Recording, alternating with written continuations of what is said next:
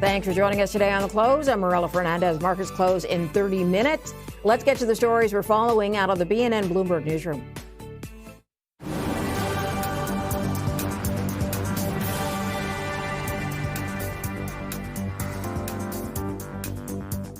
All right, Bloomberg reporting that the U.S. President Donald Trump is preparing to invoke emergency laws for oil producer Sable Offshore Corporation. That move would pave the way for renewed oil production off the Southern California coast. According to the report, Trump will summon authorities under the Defense Production Act to preempt state laws and then ease permitting for Sable.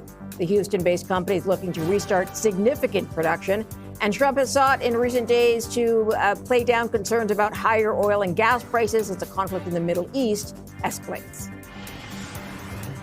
Natural Resources Minister for Canada, Tim Hodgson, says Canada will do its part to lower the cost of oil globally after the International Energy Agency agreed to release 400 million barrels of emergency reserves. Now, he did not specify how Canada would take part, but said Ottawa was in discussions with its energy industry to determine how to support that release. He says more information is expected in coming days. Shares of Ballard Power are seeing a surge today. The fuel cell maker has reached an agreement to provide 500 fuel cell engines to New Flyer, a subsidiary of NFI Group. The deal is the largest order in Ballard's partnership, and the engines could generate up to $50 million of revenue. Delivery is expected to start later this year. Keeping an eye today on shares of Transcontinental, the company posted revenue that exceeded estimates in its most recent quarter, with that metric rising more than 2%. However, profit fell short of expectations. Transcontinental coming off the sale of its packaging business and has appointed a new CEO effective April 6th. The company says the sale and appointment marked a new chapter of its history and is aimed at ensuring sustained growth. The TSX 187 points down so far on the day. That's about 0.6%. Let's take a look south of the border. 19-point move so far on the day for the S&P, not a material move. The Dow Jones down 0.8%, and the Nasdaq a 30-point drop so far on the day. So oil up again today with that ongoing conflict in the Middle East. The headlines have been moving oil throughout this conflict, of course. For more on how to navigate the market, let's go to Mike Vinokur. He's portfolio manager, Pellis Wealth Partners at IA Private Wealth. Thanks for coming in. Thanks for joining us today. Thank you for having me. We thought it might have been over because Donald Trump came out this week and said, hey, the conflict's pretty much over. However, it hasn't turned out to go that way. Would you say now's the time to stay on the sidelines? Typically in past cycles, you want to buy into fear. The question is, how much fear is priced into the market and when is maximum fear? When is the right time to buy? Exactly. Yes. And that's hard to kind of postulate on. But we have been cautious coming into this period, not because we knew a war was about to start, but because the geopolitical front was still unstable. There was a lot of posturing going back and forth. We didn't think that there was necessarily going to be a resolution, and valuations were a little bit on the above fair value side for us. And so we've been sitting on quite a bit of cash waiting for the opportunity. We have a huge buy list, and we did start to nibble this week, though it's just a nibble. We think that potentially there's more to this correction than meets the eye, but we think that this is going to be a buyable correction, and that is the opportunity, because when the fear does subside, you could have a big rebound. Okay, so given that, are you buying into energy stocks on the day? Right now, we're not. We had a huge energy position coming into this event. We're not necessarily selling the energy position, but we're not adding. Some of these energy stocks have gone up like a hockey stick, and that's sort of mirroring what's going on in the oil and gas markets.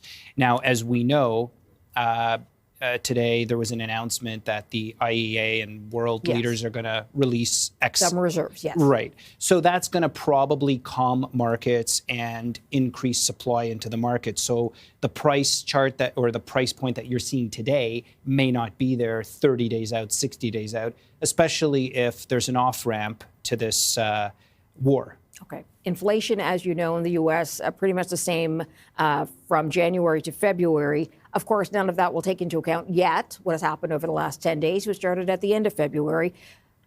What do you do with this? How much of a shift do you expect in the inflation number for the U.S. next month as a result of what we've already seen? So oil is involved in almost every facet of the economy. It just depends on how quickly the transfer pricing occurs between this huge run-up that we've just seen.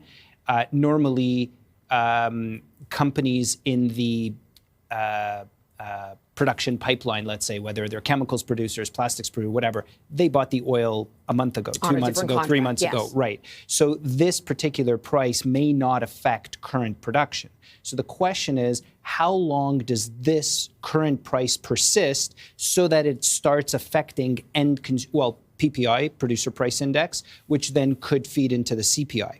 The thing is that the central banks normally look at CPI X food and energy, and this is right now what's most likely going to be affecting the next CPI print that we expect in April for the month of March. Okay, I do also want to get you on Go Easy, which has had a dramatic fall over the last couple of days, still falling double digits today.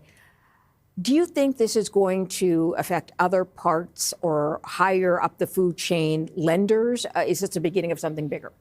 Not necessarily. It seems to us that this was really a lack of controls in Go Easy's business, specifically in an acquisition that they had called LendCare.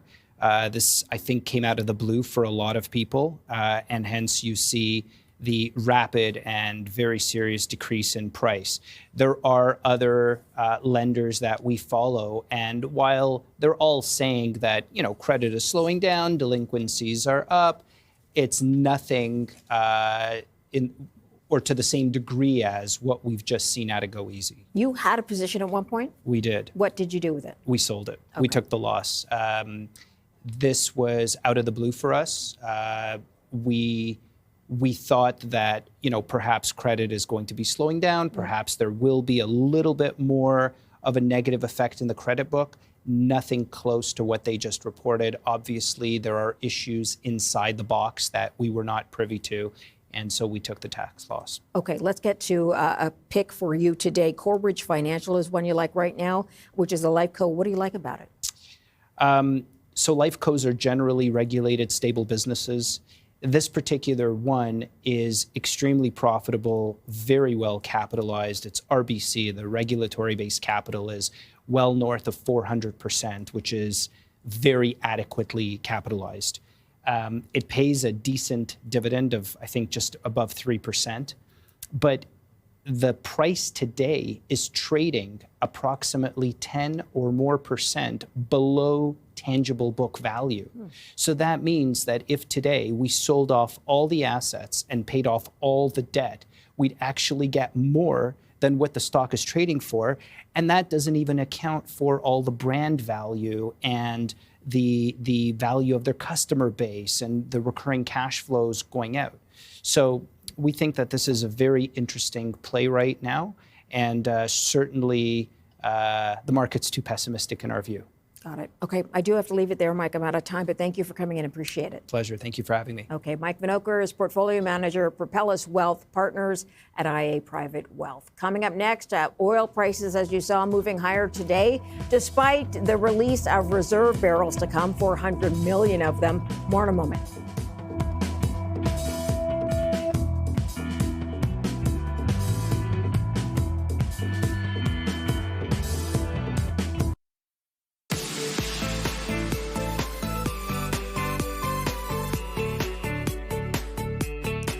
The IEA has agreed to release a record 400 million barrels of oil to address the ongoing supply disruption from the Middle East conflict. However, it's not clear how quickly this can happen. John Stevenson joins us. He's founder of Granite Point Research to talk about this John, the last time they released a supply was when Russia invaded Ukraine, and it wasn't anything close to what they plan to release now. How quickly can this happen? How quickly can that supply hit the market?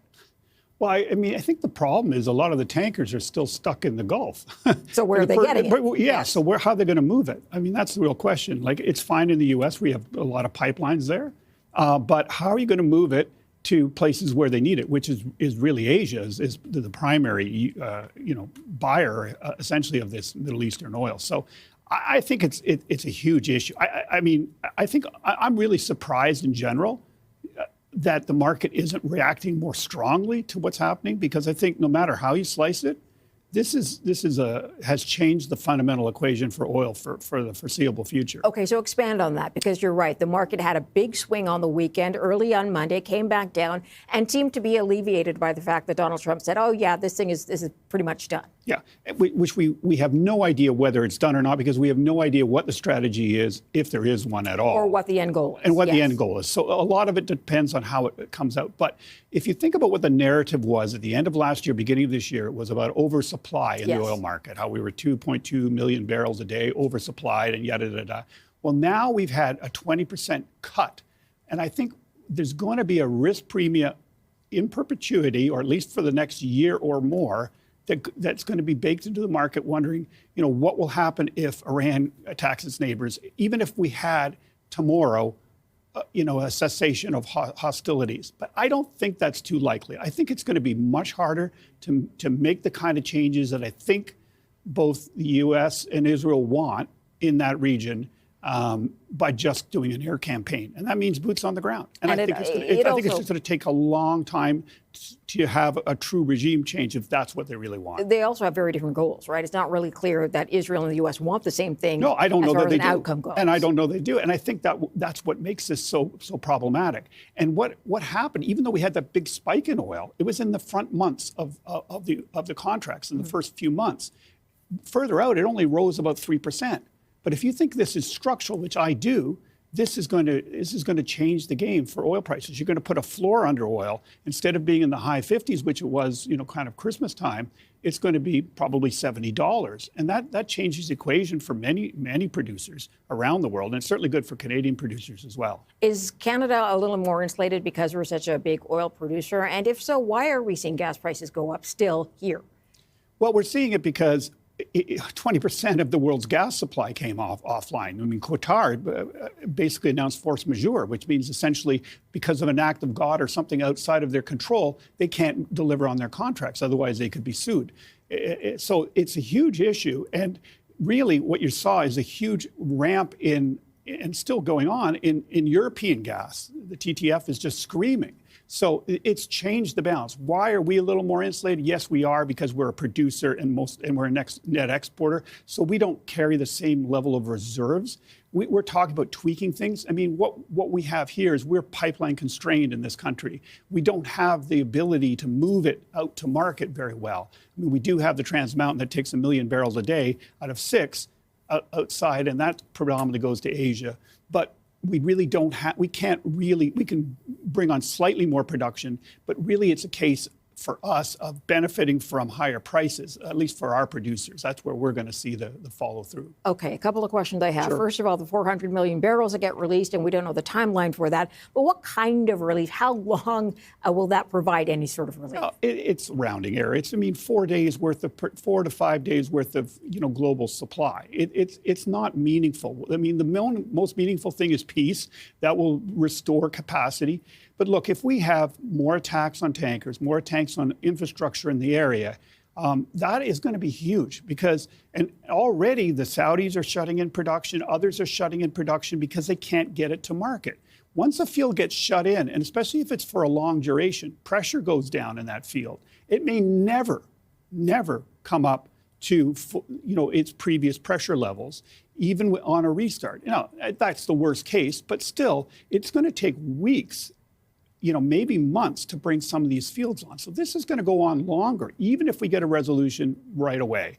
We're going to be out of any spare capacity in about another 13, 14 days. So, if we don't get a resolution soon, we're looking at, prices spiking and going well above 100, probably towards 150. because that's the world we live in. Okay, last question I have for you, because you mentioned some of those facilities and infrastructure being hit by Iran as it sort of targets both Americans and infrastructure for oil to have that fallout effect.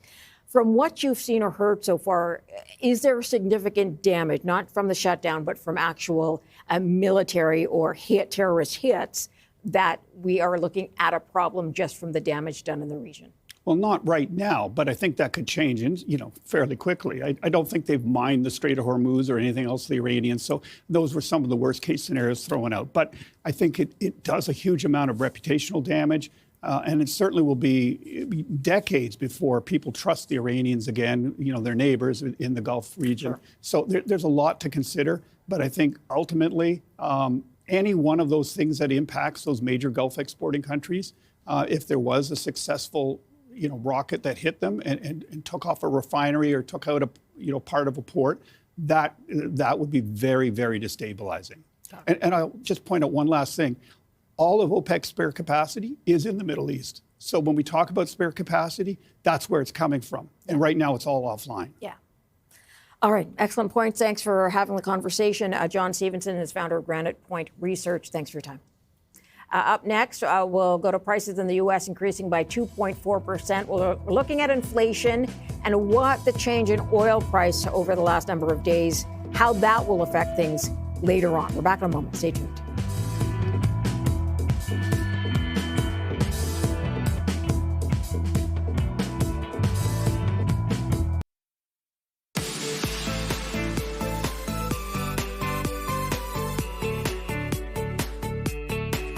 U.S. inflation for February came in at 2.4%, in line with expectations. Gas prices declined, but the war in the Middle East, of course, complicates the outlook.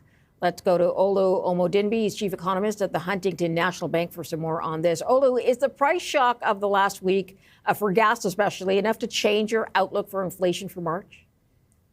Thanks for having me. So the February inflation reports was a good one. Inflation was in line with expectations. We continue to assess the impacts of the current conflict and how that's going to affect prices, inflation expectations. So it's too early to tell what that impact will be at this point. Okay. At what point do you begin to worry about a more sustained pressure upwards on inflation?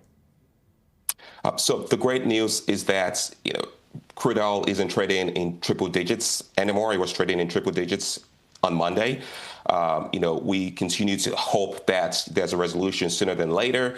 But again, it is impossible to tell what the magnitude of the shock will be at this point. Again, we continue to assess the developments in the Middle East, and it depends on just the breadth and the duration of the conflict, and that's how we will know what the effects would be on the broader U.S. economy. Okay, so tell me more about fallout beyond oil and gas, beyond filling up the tank. What does that look like? And I know you're saying it's a little too early to look at some of the extended consequences here, but what are the possibilities?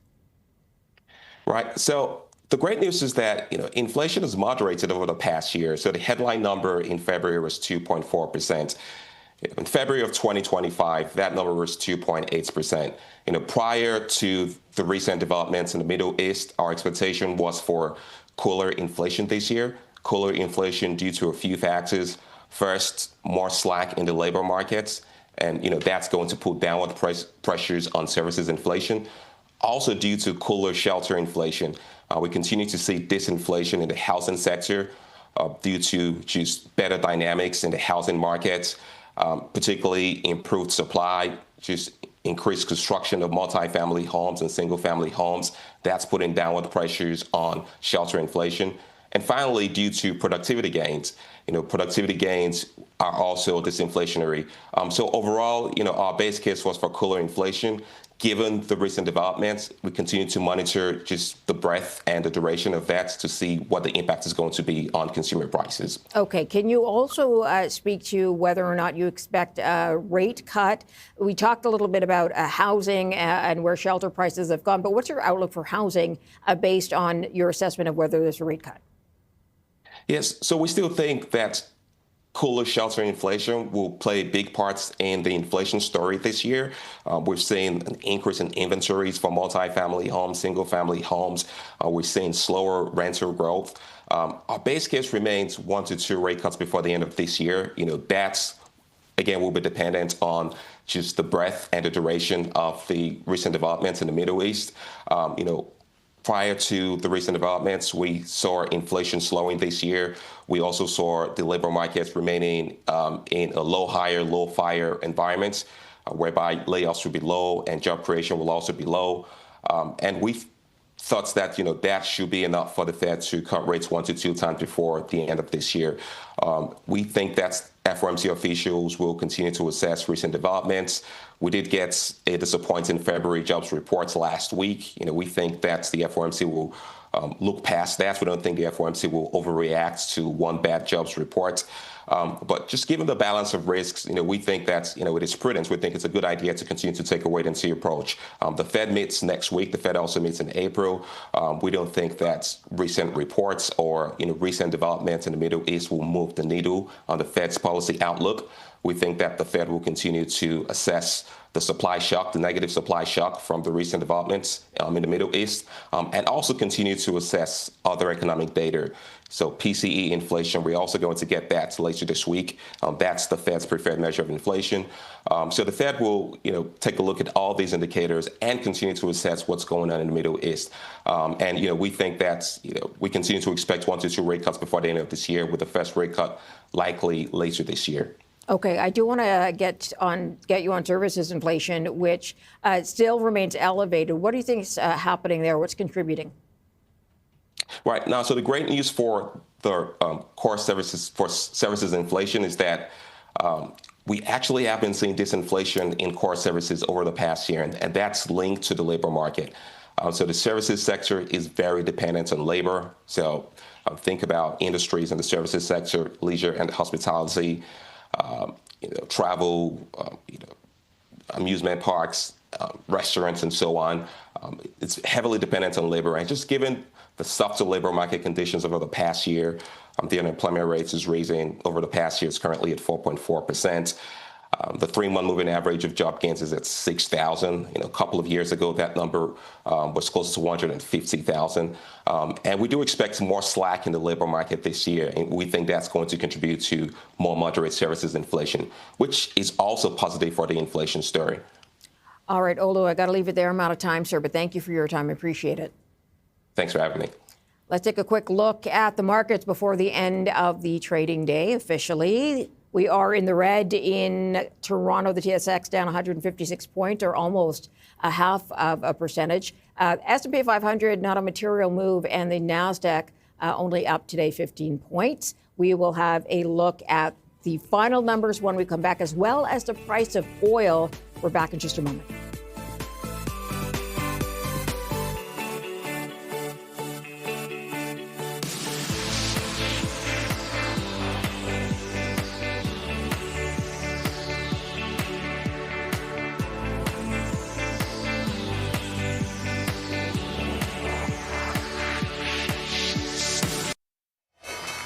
Here are the closing bells for the end of the trading day. At the NASDAQ, Plexus ringing the bell.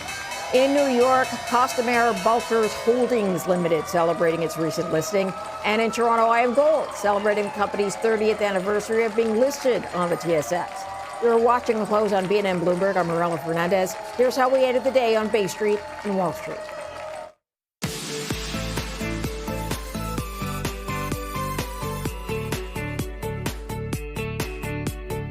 Of course, all eyes still on the Middle East and what is coming from that conflict between Iran, the U.S., and Israel. Investors are watching it, of course, very closely. That led the markets to a drop today in Toronto of 150 points, almost half of 1%. And not a big move for the S&P 500 today, but the NASDAQ gaining only 19 points on the day. Let's take a look at oil, of course. That's been deeply affected by what's going on in the Middle East and the closure, pretty much, of the Strait of Hormuz. Now, the International Energy Agency says it is going to release 400 million barrels of oil to offset what's not coming through the Middle East. West Texas Intermediate right now up $4.73 or 5.7% to 88.21. The release by the agency is going to be the largest ever from its reserves. And again, that's meant to offset the oil in tankers that are stuck basically in the Strait of Hormuz and can't get through and have been for the last 10 days. Let's take a look at the movers in Canada. Go Easy sliding for a second day after scrapping its dividend and pulling its outlook, as well as flagging hundreds of millions in loan losses. That took the stock down another 18% just today, losing $9.05 to $40.67. Constellation Software, also a loser today, 8% down, taking the stock to a price of $2,700. Following their earnings report earlier in the week, and then a round of analyst downgrade for this company. Moving south in the U.S., Campbell's is under pressure. It lost about 6.5%. It cut its profit outlook to the lowest level in a decade as shoppers back away from snacks and supply issues hit fresh baked goods. Oracle, a big one that reported earnings just yesterday. Obviously, investors like that. Stocks up today over 9% or $13.69. And an upbeat outlook, signaling momentum in AI-driven cloud demand. We took a deeper dive into Oracle's results with Rob Oliver, senior research analyst at Baird. Setup into the earnings report was pretty good. I mean, expectations for Oracle were pretty modest, as you said. The stock had underperformed, and in fact, it had pulled back all the way to flat in the trailing 12 months, was trading directly in line with the IGV software index in terms of performance. So all of the AI hype was out of the stock. Still, there was a concern that the company was going to have to raise CapEx. And that's really the main thing. Our view coming into the quarter was, you had some positive things to hang your hat on here with Oracle. One was Oracle's main customer for infrastructure is OpenAI, and OpenAI secured a $110 billion funding deal during the quarter. 60% of Oracle's backlog or RPO is associated with that. That plus Oracle's funding and financing itself, which they announced during the quarter, sort of provided some better comfort and setup. So I think the stock reaction you're seeing today is partly some short covering on rising short interest, but also some investors, I think, revisiting now for the longer term story, which is around their ability to manage costs around this very complicated build out, but also the longer term story, which I hope we can talk about, which is about why Oracle's so well positioned here for AI. Well, let's hear it. Well, let's talk about it right now then. Yeah, so, I think if you go back a decade or so, we saw a lot of the big companies that were not infrastructure as a service native players really become infrastructure players, like Amazon became Amazon Web Services, Google had Google Cloud Platform, and of course, Microsoft had Azure. And each of those businesses had other businesses upon which they, used as a foundation to kind of build out those services. And now, we sort of take it for granted those are out there. Oracle's attempting to do something similar here in their pivot to become an infrastructure provider at a pace that's really unprecedented. But importantly, that is on top of what we think is one of the most important kernels around what's going to drive AI, which is two things, which is data, and Oracle is the #1 provider of enterprise databases globally, and then outcomes or inference, which is where Oracle has had a strong position for many, many years. In fact, that's really going back, a few decades now in terms of how to turn that data into applications and outcomes. So we think because of that, Oracle sits at a pretty advantageous position relative to where AI is going. And in fact, you heard them call that out last night. I thought it was good that they addressed it. The CEO talked about the death of SaaS trade and some of the concerns on software. Your previous guest talked about that. It's obviously a really big topic. It's certainly a very important topic in my world because I follow software. And I think there are some very legitimate concerns when you have these massive tectonic shifts in technology. But what Oracle said last night was that platform players with data that are solving real problems for people, such as they're seeking to solve with OCI, are going to be fine and will not be disintermediated by AI. And they said, hey, DEFA might apply to some companies, but it won't apply to us. So overall, we heard some really good messaging, some crisp messaging around the finances, around the numbers, around the plan, as well as an overall beat and raise. And then I think really good indicators about the future of AI for Oracle last night. You got to admire Ellison when he calls a company the size of Oracle a disruptor. That's ambitious for a company. He says his company can move and pivot now, doesn't he? Yeah, it's pretty amazing.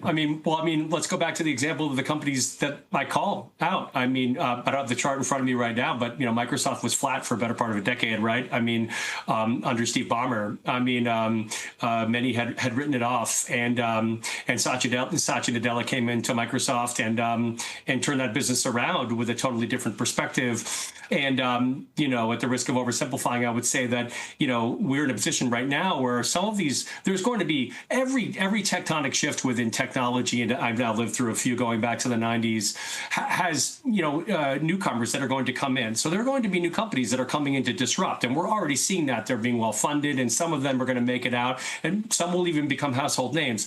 But there also are companies that are able to, because of scale, presence, and most importantly, a culture of innovation, reinvent themselves at important times. And I would say Oracle has really grabbed onto that third when many thought they would not be able to do it. And they're really latching that onto that OCI infrastructure, which they see as a vehicle, I think, to not just deliver the infrastructure for AI, but also to deliver the full AI experience, which goes back to what I was saying earlier around data and outcomes. And I know Larry Ellison, I don't think he's day-to-day so much, but he's still the executive chair and technology chief. Any concerns with him with the Paramount deal and his role in that, if that's going to take him away from Oracle? Yeah, good question. I know it's his son who's involved with that. I know he's made some comments about it as well. We have gotten questions from investors on it. I'm not a media expert by any means, so we don't have an official view on that. To the extent in which it starts to, if it becomes an issue relative to, Oracle or Larry stock holdings, then we would need to investigate more. But no, I think at this point, obviously there's a lot going on. Oracle's a company it's complex. There's a lot of stuff going on in the business. But what I would say is that these guys are executing now on a master plan, and it's a complicated one, to take a company that is historically really an asset-light software company and moving it to become an asset-intensive infrastructure business. That is not easy. And they're doing that right now. And I think last night's quarter certainly indicated that they are on good footing early on. They even provided some updated comments relative to gross margin on their infrastructure business, which was positive. It was over 30%, and I think viewed positively by the street. Another source of concern, are they losing money on these deals? They're not, and they've insisted they won't. Rob Oliver, a senior research analyst at Baird. Coming up next, market volatility carrying on as oil rises today. Stocks head lower. More in just a moment.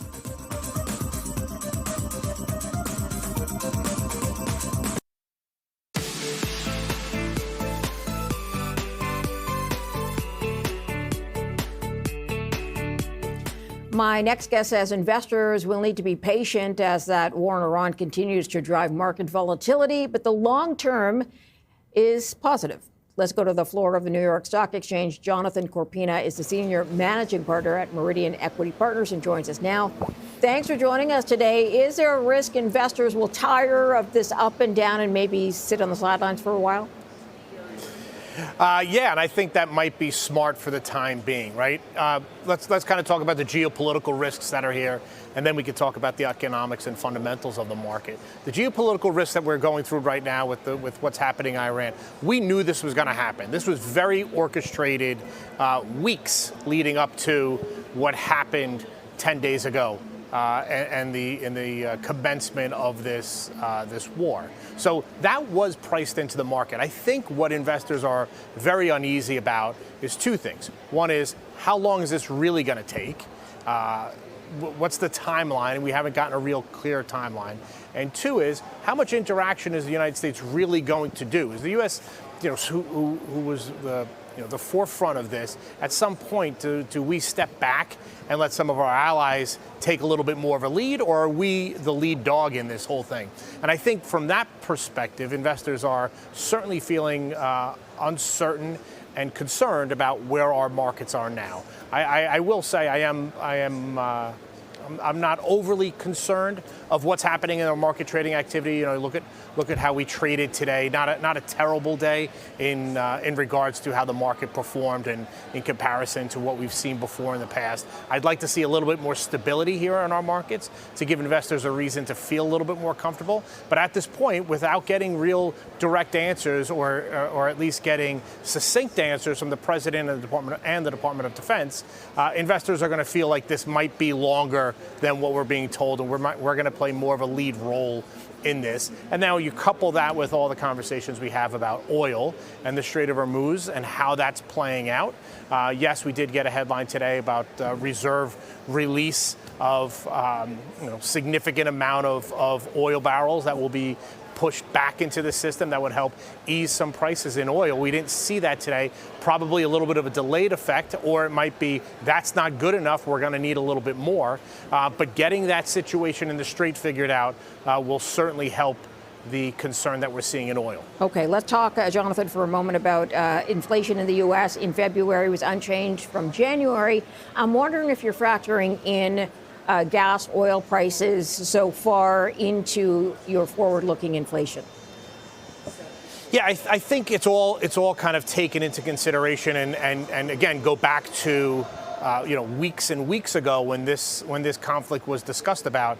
Obviously, the wheels were turning both in the markets and in D.C. about the impact that would be on oil, and then how that trickles down to hurt inflation. And also, we can take this whole Iranian conflict and put it on the side for now. The issues that we were talking about 10 days, 2 weeks ago are still the same issues. We're still talking about inflation. We're still talking about interest rate and what the Fed and the new Fed chairperson is going to do. We are still discussing our geopolitical risks that are out there, excluding Iran. We still have Russia, Ukraine. We've got China, Taiwan. There's plenty of other headlines that we were focusing on that have kind of been pushed aside for now, forgotten, but not gone away. Those things are still going to be there.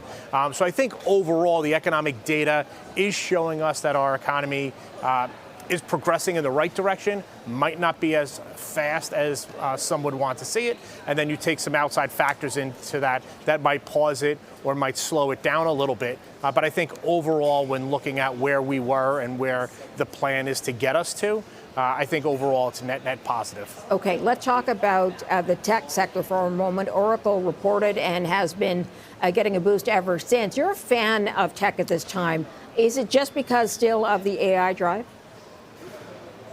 I'm a fan of it at this time because when you go through a trading cycle like we are right now with this uncertainty and confusion in the market and throw a war on top of it, investors, they immediately look for safety, right? So they're looking for it in defense stocks, they're looking for it in energy stocks, they're looking for it in high dividend stocks. But by doing that, right, they didn't have cash on the sidelines mostly waiting to do that. They're pulling it out of areas. So what area were they pulling it out of? They pulled it out of tech because tech was the hot headline, the hot sector that everyone was focusing on, and it was the fear of missing out. Everybody wanted to be involved. So they're pulling it out of tech.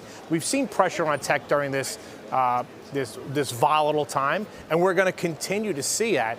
But when the dust settles here, when we get some more information about clarity about when this is going to end, when we get some more information and clarity about the Strait of Hormuz, things are going to calm down. And when it does, those defensive trades, those defensive plays are going to move back into tech, in my opinion, because we've seen those prices come down fairly, I wouldn't say significant, but much cheaper than they were 2 weeks ago. Okay, that being said, you don't like financials right now. Why is that? I don't. I think we've watched financials for quite some time. Clearly, with the movement in interest rates going through earnings season, financials kind of been hanging their hats on trading revenue, investment banking revenue, syndicate revenue. Those have been the real leaders for these at this point. I don't know how many more quarters we can rely on that coming out of the financial sector. We're going to need some more information or some more muscle within there to help it out. Couple that with the headlines that we get out of J.P. Morgan about tightening private credit lending and some of the exposure that's there, the write-down in which that was mentioned. That might be the tip of the iceberg here. I'm hoping it's not, but that might be a kind of a bumpy road that we're heading towards. That's why we've seen a lot of pressure on the financials. That's why we've seen investors take some money off the table there. But it's going to take some time to see exactly how that plays out. Keep in mind, after we got through our financial crisis, 15 years ago, and there was such tight lending restrictions, over the last 5 or 6 years, it definitely got a little looser, and I think that might come back and haunt us at some point. So we got to just keep an eye on that, make sure that this might just be a cold and not a whole epidemic. Got it. Jonathan Corpina, thanks for joining us. Appreciate your time. Jonathan, Senior Managing Partner, Meridian Equity Partners. Coming up, shares of Uber accelerated. The company announced a deal with Amazon to use robo-taxis for some of its rides. We'll hear from the company's CEO in just a moment.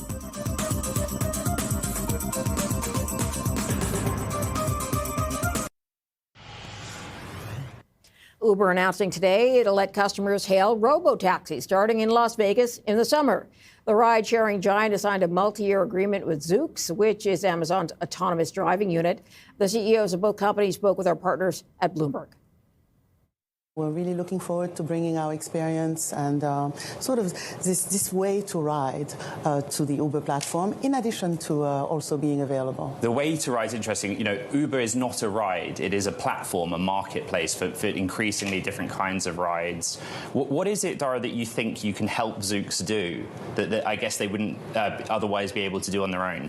Well, we bring enormous distribution on a global basis. And I think that there's this narrative of it's either or, either you go direct to your customer or you go through a platform. And the fact is, if you look, for example, on Uber Eats, you have some of the best brands in the world, whether it's a McDonald's or a Starbucks or Chipotle, having a direct interaction with customers through their own apps, but also using the platform to expand their distribution. And I see the same thing with Zoox as well.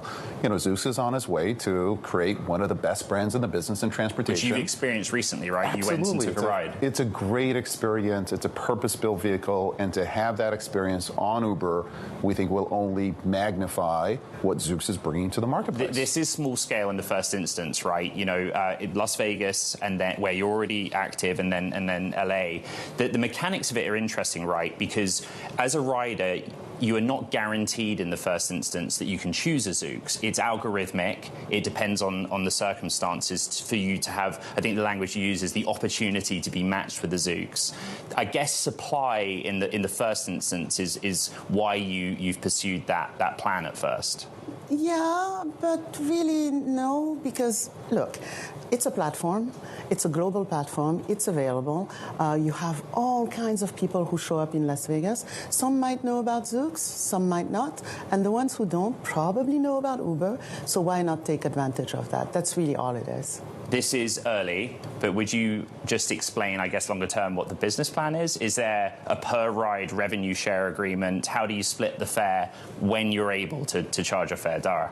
I think for us now, the focus is going to be the customer experience. We want to make sure that whether, obviously, the Zoox direct experience is going to be best of breed, but also having the experience through Uber is going to introduce you to the differentiated experience on Zoox as well. That's really going to be what Aisha and I are focused on. I would say the economics take care of themselves over the long term. Data is going to be critically important here. So let's start, I guess, Dara, with what data sets can Uber provide Zoox that help them with scale? and data sharing that you've got in place? Well, we are certainly going to work with Zoox in terms of traffic patterns. And now Zoox is going to have access to that data directly as well. But I think the combination of the traffic patterns that we see and the customers that we see, whether local or international, along with Zoox's proprietary data, I think is going to help Zoox be even more efficient as an entity going forward. Yeah, and I'll add to that also the experience of dealing with things, or just starting to deal with large events, things that Uber knows how to do in their sleep, and will essentially speed up our knowledge of doing that. And also speed up deployment. Of course. You've always been very careful and cautious, I think is the wording that you've used. Mm-hmm. But is there now a sort of a different approach that working with Uber gives you to get the Zoox purpose-built vehicle? We can bring it up on the screen again. It's a unique form factor in this country, and of course there was the big NHTSA news yesterday. But same question, what's changed in your ability to do that? So I think the last time you asked me the question, I said, look, first we want to be ready. Our approach will always be cautious and small and scale from there. What's changed is that we're deploying in Vegas. We know the market very well. We understand the patterns, and we think that partnering with Uber and the team over at Uber will really help us not just bring the differentiated customer experience, but speed up how you deploy, how you operate on a daily basis. And we're looking forward to that. Dara, Uber's shares are up 2%, but when the news hit, in pre-market, there was a really positive reception to this. What do you make of that? It's consistent with what you've already done.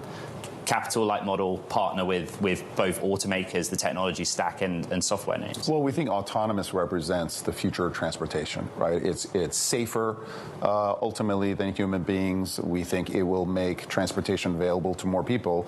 So this is just another step in our direction of an open platform for both human drivers and robot drivers who are safe, who are best of breed. And I think Zoox represents one of the top brands and top technologies and top experiences in the industry. And we're very proud to partner up with Zoox, and we're really looking forward to growing together. Dara, what did you learn from your ride in Las Vegas as a market? I think that obviously the Zoox experience is, I think, going to play in any market, but Las Vegas especially, it's a social place to go. People go to Las Vegas in groups, etc. And one of what was clear to me with Zoox is a differentiated experience in terms of the setup. It is a purpose-built vehicle. It feels, when you're inside, it feels so big and so generous in terms of the space, but then actually the vehicle itself is quite efficient. So for me, It was very interesting. I think Zoox is unique in building out this kind of vertical stack, purpose-built vehicle. And for me, the quality of the ride was absolutely on display for me. Aisha, you are a member of Amazon's leadership team, otherwise known as the S team. You're actually ranked #1 in alphabetical order. I checked. A lot of questions I get for you is the capital plan. If you can get some more money from Amazon to accelerate your progress. Amazon's been active in the bond market this week. What can you tell us about your access to capital? Amazon has been great. We're super happy to have them as a parent. Capital is not something I worry about. I worry about executing, delivering. Now that we're entering this commercial phase, this promise of a safer, cleaner, more enjoyable future on the road with our purpose-built vehicle that really gives you this delightful experience is really what we're focused on. I don't worry about capital at all. I worry about delivering. Uber, Dara, is becoming kind of like the neutral marketplace for all kinds of AV providers, not just in the US, but globally. Have to ask, therefore, have you held any talks with Tesla about convincing them to take their plan, which is a proprietary ride-hailing service, but also purpose-built vehicle, to the Uber app? We talk with all the various AV providers. Tesla obviously isn't at the point now of getting to no vehicle operator, but they are testing and their technology is excellent. So we're happy to have discussions with them as well as other players. But today is about Zoox, and we're here to celebrate that. The war in Iran is now causing increased costs for Canadian farmers who depend on fertilizer for crops. For more, we were joined by CTV's Scott Hurst to discuss the latest impacts for Canada. There is a lot of concern about the impact this is having on the Strait of Hormuz. You've likely heard a lot about that over the past week and a half as this war has begun, as global energy concerns are mounting. Oil prices are back up, and the increased cost for farmers now means more costs for consumers down the line. Fertilizer, much of the product that is needed to make it, goes through the Strait of Hormuz, and now we are reporting about 3 more ships reportedly attacked today near the Strait of Hormuz, the latest of more than a dozen reported attacks on commercial ships since this war began some 12 days ago. About 20%, as you know, of the world's oil and liquefied natural gas travels through the Strait of Hormuz. Thousands of ships typically pass through the channel every month, and so that is why this choke point is such a concern for the global economy, for oil prices, and for energy costs. And when you see energy costs soar, that's when there is a concern that it's not just gasoline, as we've been talking about now for a couple days, and the increased price at the pumps for consumers, now the increased costs for farmers when it comes to fertilizers, and ultimately when energy costs are up, so much concern, Andrew, about what it can mean for the price of so many other goods we rely on in our day-to-day lives. And can you update us on Canada's latest reaction to the Iran war? Any more commentary from the federal government? The Prime Minister clarified Canada's response on the war after facing criticism for not having a clear response and not really having a clear path forward for Canadians. So he clarified that yesterday by saying Canada will never participate in the U.S.-Israeli offensive. And he was also criticized for not attending a debate on Monday to help clarify Canada's response, as we're also getting more information from Global Affairs Canada on what it's doing to help Canadians in the region, the more than 110,000 Canadians who've registered with the government. And the update we got from Global Affairs is that from last Wednesday to Sunday, March 4th to 8th, more than 4,300 Canadians, permanent residents, and their family members have arrived back in Canada through direct and indirect routes from the Middle East. And since last Wednesday, March 4th, the government has helped facilitate the departure of 871 Canadians to a safe third country, with more planned departures by land from Bahrain and flights from Beirut in the coming days. Of course, it is such a volatile situation with the strikes and counter-strikes by Iran that the way Canadians and other citizens are able to get out of the region could, of course, change at a moment's notice because of available airspace and the threat of more strikes and counter-strikes, Andrew. That's CTV's Scott Hurst reporting there. Up next, we'll take another look at the conflict in the Middle East and look at what the end outcome could be. What is the goal for the U.S.? What is the goal for Israel? Back in a moment.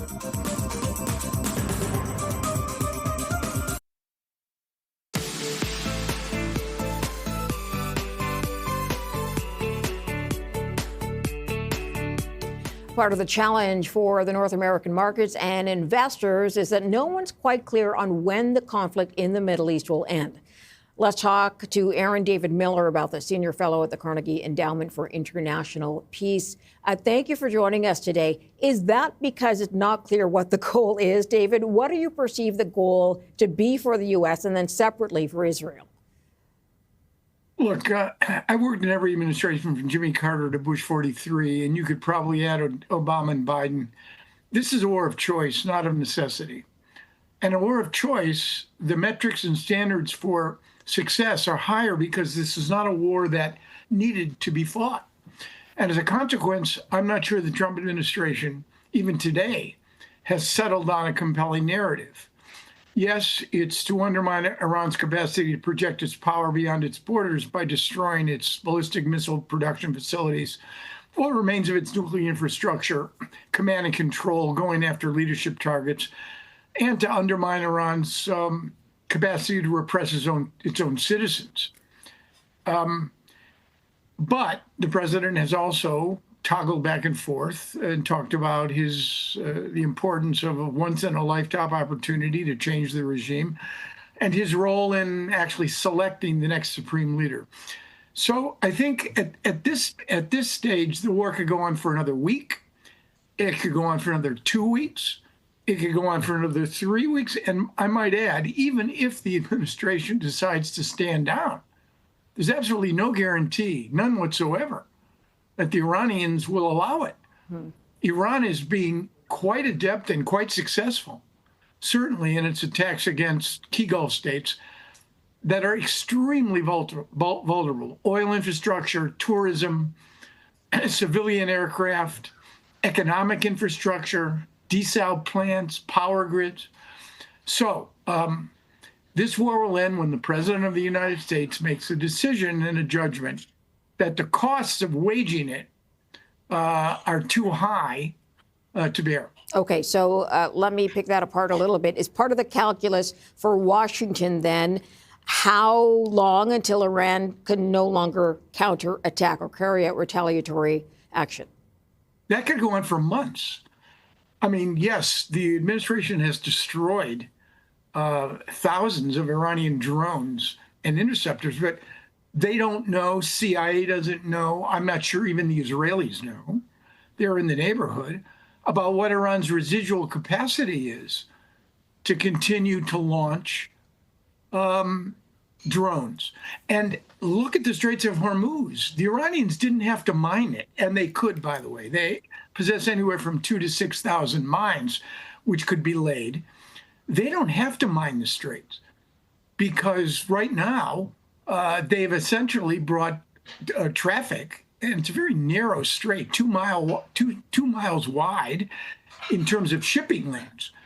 They don't have to mine it. They have so undermined the confidence of the oil industry and insurance costs that in effect they can just continue to sit, and the price of oil is going to increase. And that means a lot of pain, fertilizer, disruption of supply chains, any number of bad consequences. So again, in the end, the question is whether the Iranians will let the president out of this war.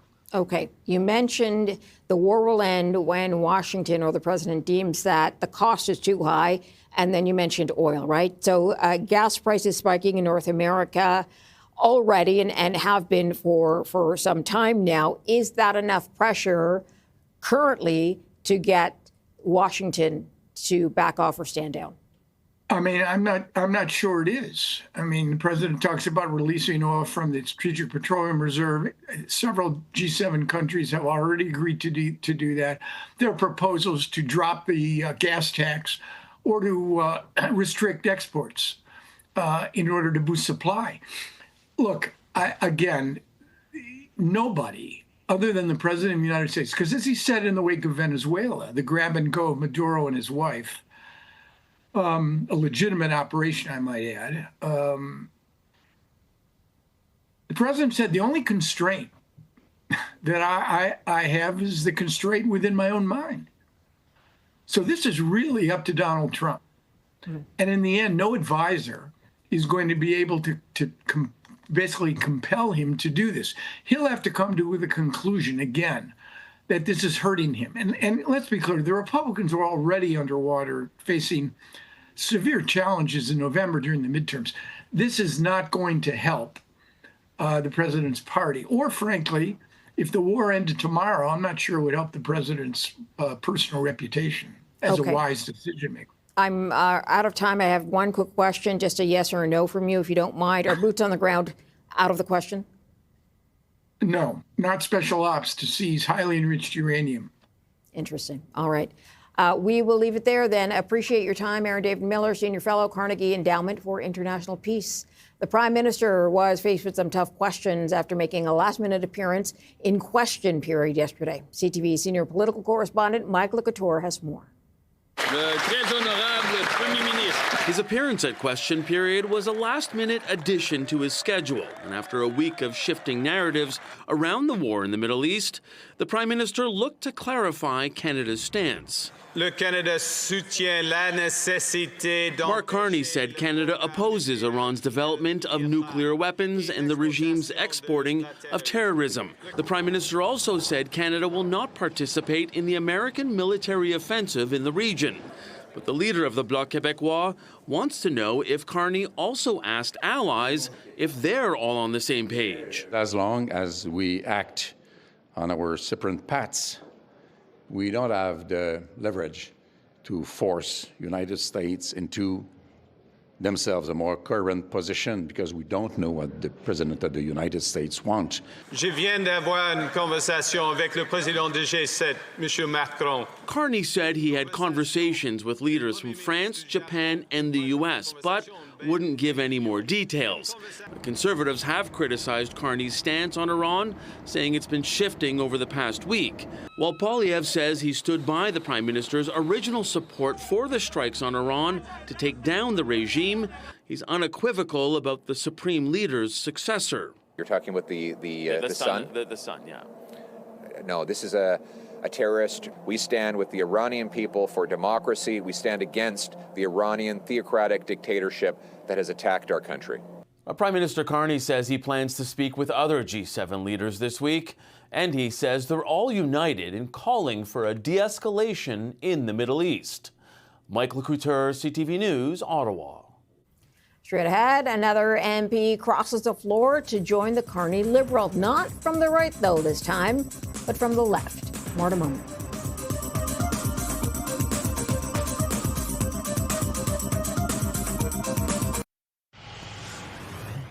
Nunavut NDP MP Laurie Idlout will cross the floor and join the Liberals, inching Mark Carney's Liberals closer to a majority government. CTV's Jeremy Sharon has more. Laurie Idlout, the NDP MP crossing the floor from Nunavut. The first NDP MP to do it, but certainly not the first MP. We've seen 3 other floor crossers, all of them Conservatives, of course. But this is the 4th, and it is an NDP MP. So that means the NDP caucus goes down to 6 seats in the House of Commons. The Liberal seat count goes up to 170.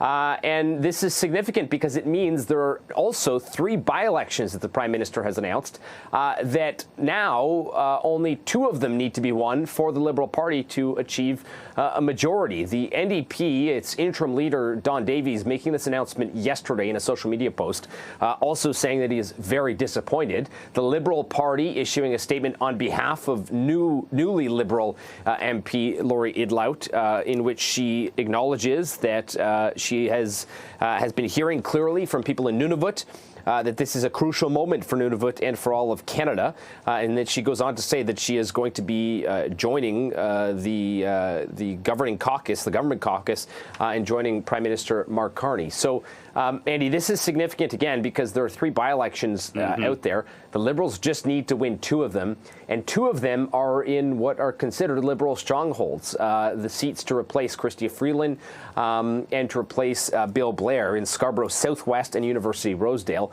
If the Liberals manage to win the 3rd as well, which is the seat in Terrebonne in Quebec, that would give them 173 seats. So they'd have not a 1-seat majority, but a 2-seat majority.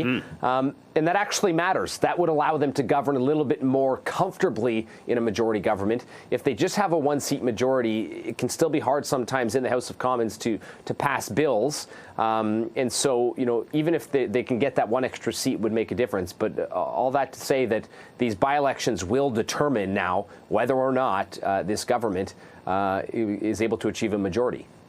There's always a debate, isn't there? Are minority governments better sometimes because there's discipline? They don't just have absolute control of the House of Commons. Absolutely. There's a conversation to be had, and do they better serve, you know, the electorate? Because there is sometimes forced collaboration. We're hearing now more than we've ever from this iteration of the Conservative Party, willingness to collaborate. Mr. Poilievre recently making that clear in an attempt to avoid, an election. So to your point, we shall see whether the Liberal Party is able to achieve a majority or not. It would still be a thin majority, and when we talk about numbers, that means that when they're trying to pass bills, every single person needs to show up for them to be able to just pass legislation through the House of Commons without concern. So there's still, the numbers game is still a very tight numbers game if they're able to get a majority, although a thin one. But to your point, some would say that a strong minority sometimes is better serving for the electorate. CTV's Jeremy Sharon reporting there. Up next, hot picks in energy. Straight ahead.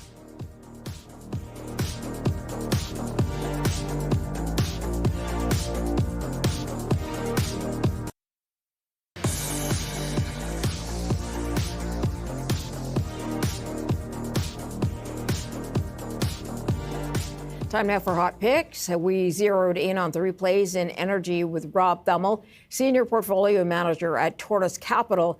And we kick things off with Cheniere Energy, his top pick, a play he says will benefit from the conflict in the Middle East.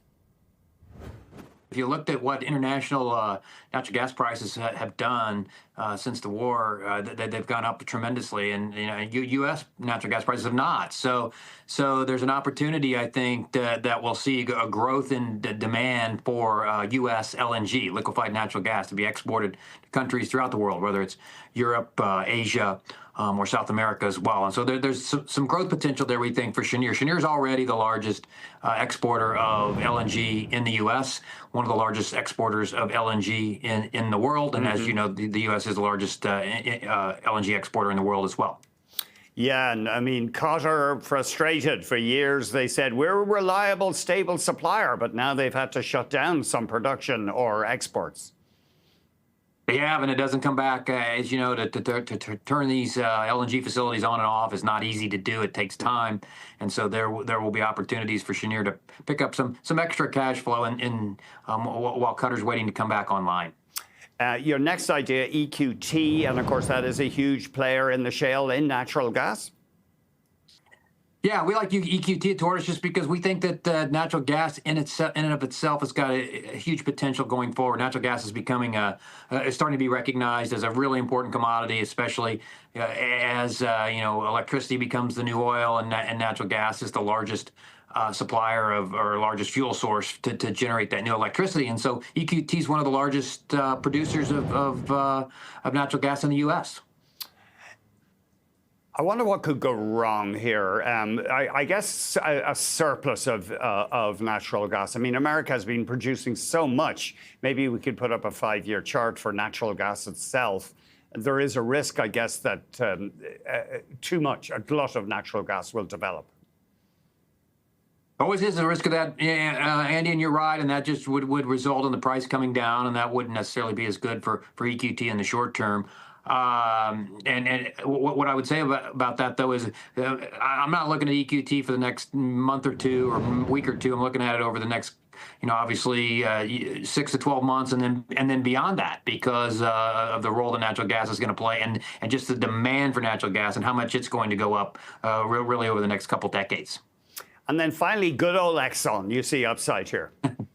Well, Exxon, if you want to capture what's been going on in the energy markets right now, obviously refining margins are higher, oil prices are higher, natural gas prices are higher. Exxon encapsulates all of that in one individual stock, and so I think that I should preface this: nobody wins in war, and we're not trying to pick stocks here at Tortoise that just benefit from what's going on with the rising tensions in the Middle East. Exxon will benefit from the higher commodity prices in the near term. But longer term, the U.S. is going to need to play a more critical role, I think, globally in providing the world more energy, and Exxon will be one of the companies that does that. It is interesting. We talked to somebody yesterday, a defense analyst, who said that America, of course, has lots of its own oil, is a major exporter, but still uses a lot of oil. And global oil prices, unlike natural gas prices, tend to rise in sync. Natural gas is still trapped to some extent in North America. So it's a threat to the U.S. economy if oil gets more expensive. Absolutely. No, you're absolutely correct. That's why we'd like to see, ships start moving out of the Strait of Hormuz, so that we can see oil prices come down. Oil is not only just a threat to the U.S. economy; it's a threat to the global economy, right? If oil prices get too high, so I think it's important that oil prices come down to more reasonable levels, so that the global economy can keep growing and the U.S. economy can keep growing. Hey, thanks. Fortunately, we have Canada, Andy, to have that oil keep flowing to the U.S. as well, and that's beneficial as well. Oh, yeah, that's right. 4 million barrels a day or so. Yeah, that's right. Maybe we could put up a 1-year comparative for Exxon and the S&P 500, because my numbers are showing that Exxon is up about 40% in the past year, and that's twice the gain in the S&P 500. Yeah, I think, I think investors have decided in the S&P 500 is, a lot of investors were invested in mega cap tech, and then they started looking at where else, where are they underallocated to? Where haven't they invested in? And energy is a place where they had invested in. Exxon was a place investors had not invested in for years. But as they started uncovering and peeling back the onion on Exxon, they realized, you know what? Energy is going to be here for a long time. Energy is really important. Oil prices are probably going to be more stable now. Exxon generates a lot of free cash flow. It's going to actually grow its production. It's going to grow its free cash flow. It's going to increase its dividend, continue to buy back stock. And so I think investors decided their little rotation has been going on for a little while, and we think it could continue with mega cap tech being sold and energy stocks like Exxon being bought. Rob Thummel is Senior Portfolio Manager at Tortoise Capital. Thanks for joining us today on The Close. We'll see you back here again tomorrow.